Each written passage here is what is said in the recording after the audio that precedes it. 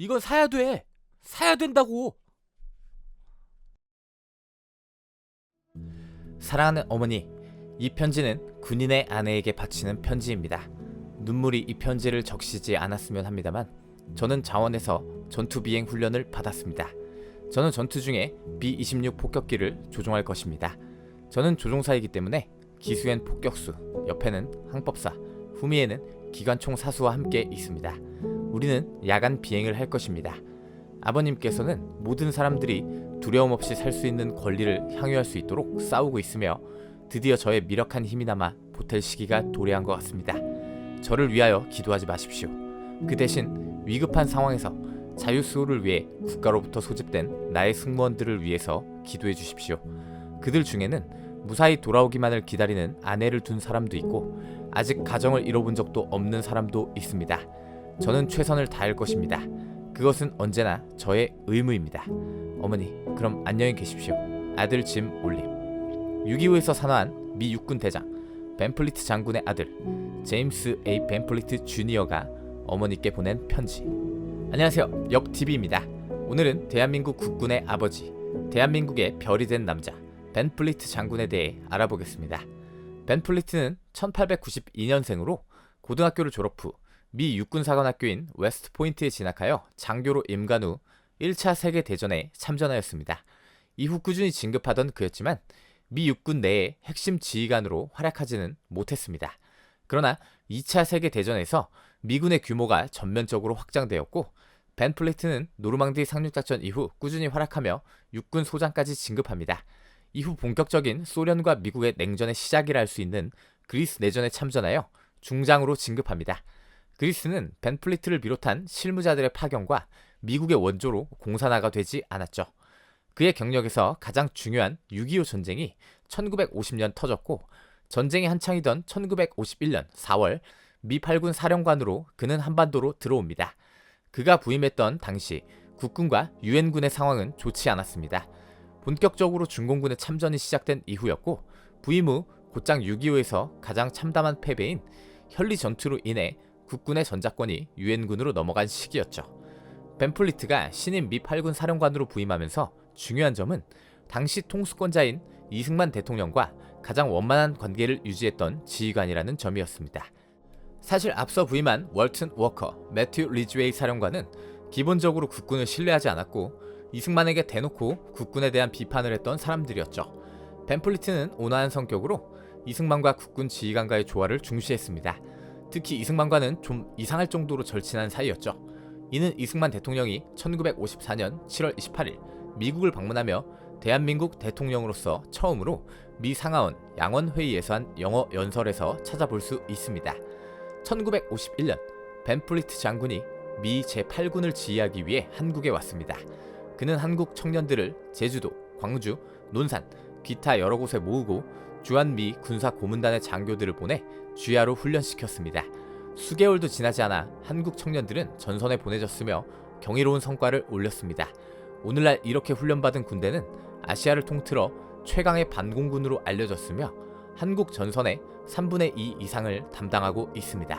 그래서 한국인들은 벤플리트 장군을 한국군의 아버지라고 부릅니다. 벤플리트의 지휘 아래 국군과 미군은 전선에서 용감하게 싸웠으나 그가 부임한 후 얼마 지나지 않아 소련의 유엔 대표 야코프 말리크가 협상을 제안했고 정전 협상이 시작되었습니다.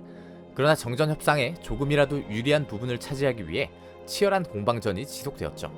벤플리트의 중요한 점은 사실 그가 미 8군의 지휘관으로 들어왔을 때 이미 전선은 고착화되었고 이 과정에서 한국군의 문제점과 미래에 대해 그 핵심을 파악하고 있었다는 점입니다. 20에서 30대의 충분한 전투지휘 경험이 없는 지휘관들이 일선에서 군을 이끌고 있었고 병사들 역시 급박한 상황에서 나라를 지키기 위해 나온 청년들이라 한국군 전체의 교육훈련 강화 방침을 중시했습니다. 때문에 그는 1952년 보병장교 150명, 포병장교 100명을 미국에 보내 위탁 교육을 지원하도록 지시하고 미 8군 사령부로 하여금 교육총관부를 설치하여 보병학교, 포병학교, 통신학교 설립을 지원하면서 전쟁 중에도 선진국인 미국의 교리와 전술을 익히고 습득하도록 배려했습니다. 또한 미국의 육사 웨스트 포인트를 본따 4년제 정규 육군 사관학교를 설립하는 데 기여했으며 이러한 교육훈련과 부대 창설에 소요되는 예산과 물자를 미국이 부담하도록 했죠. 이것이 바로 이승만 대통령이 그를 칭송하며 한국군의 아버지라 불렀던 이유입니다. 그는 1952년 1월 20일 경남 진해에서 열린 육사 개교식에 이승만 대통령과 함께 참석했습니다. 이곳에 있었던 사람이 바로 정규 육사생도 1기인 전두환, 노태우, 정호영, 이기백 등 훗날의 거물들입니다.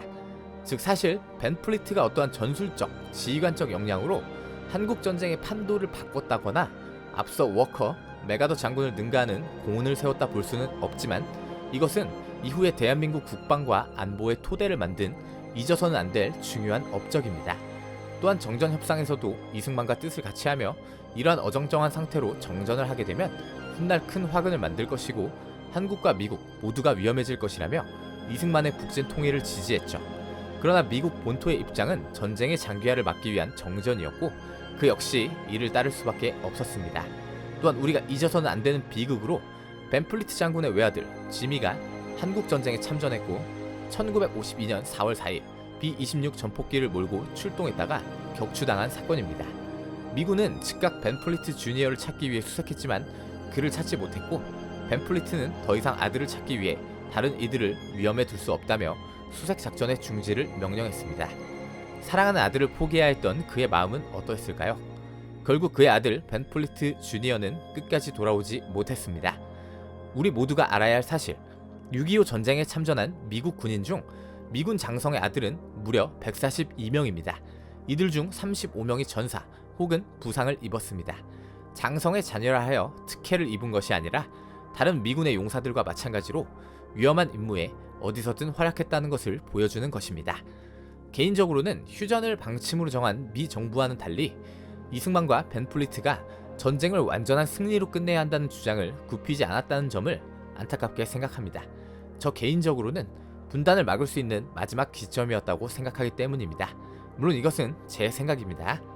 벤플리트는 한국전쟁의 과정에서 1951년 육군 대장으로 진급하였고 1953년 2월 사령관직을 이임하고 곧 전역했습니다. 벤플리트는 이후에 한국군의 기본 뼈대를 만든 사람이라는 것보다 더 중요한 점이 있습니다. 바로 그는 한국과 미국의 우호를 대표하는 상징이라 할 수 있기 때문입니다. 벤플리트는 이후에도 한국군의 병력을 증강하는 사업에 참여했고 수차례 한국을 방문하며 이승만 대통령과 만났습니다. 그는 1992년 9월 23일 세상을 떠났으며 이때 장군의 나이 100세였습니다. 벤플리트는 1957년 한국과 미국 사이의 우호를 위한 단체 코리아 소사이어티를 설립하고 1995년부터 한미관계의 우호에 공로가 있는 자에게 제임스 벤플리트 상을 수여하고 있습니다. 이 중에는 SM 엔터테인먼트의 사장 이수만 씨와 김대중 대통령, 백선엽 장군, 반기문 전 유엔 사무총장 등이 있고 미국의 지미 카터 대통령도 있죠. 또한 세계적인 스타 BTS가 2020년 수상자로 결정되자 중국에서 난리가 나기도 했었죠. 6.25 전쟁은 수많은 나라가 대한민국의 자유를 위해 피를 흘렸습니다. 그중 미군은 무려 전사만 3만 6천 명이 넘고 부상자는 10만에 달하며 실종자 역시 8천 명입니다. 이 중 워커 8군 사령관이 순직했고 24사단장 딘 소장은 포로가 되기도 했습니다.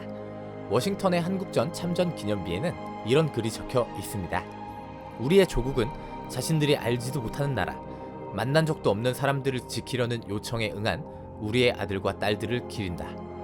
대한민국에 가득한 자유의 공기는 이 비문의 글처럼 전혀 알지도 못하고 만난 적 없는 타국의 사람들을 지키기 위해 피를 흘린 젊은이들의 용기와 의지로 지켜낸 것입니다. 어느 순간 많은 이들이 조국을 지키기 위해 피를 흘린 자랑스러운 이 땅의 국군 장병과 우리를 도운 수많은 용사들의 피와 땀을 잊고 있지만 최소한 이 6월만이라도 그들을 기억해야 하지 않을까요? 어떤 사람은 미국이 이 모든 비극을 일으켰다 하고 어떤 사람은 북한의 침략을 조국 해방 전쟁이었다 말합니다. 그들이 마시고 있는 자유의 공기가 어떻게 지켜낸 것인지 우리의 역사를 알지 못하기 때문입니다. 벤플리트 장군은 한미 우호의 상징이며 이후 대한민국의 근간을 지켜낸 영웅입니다. 대한민국의 건국훈장, 대한민국장을 받은 바로 그 사람.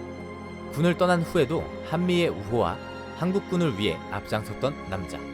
아들과 함께 전우가 되어 대한민국의 별이 된 위대한 군인 제임스 에드워드 벤플리트.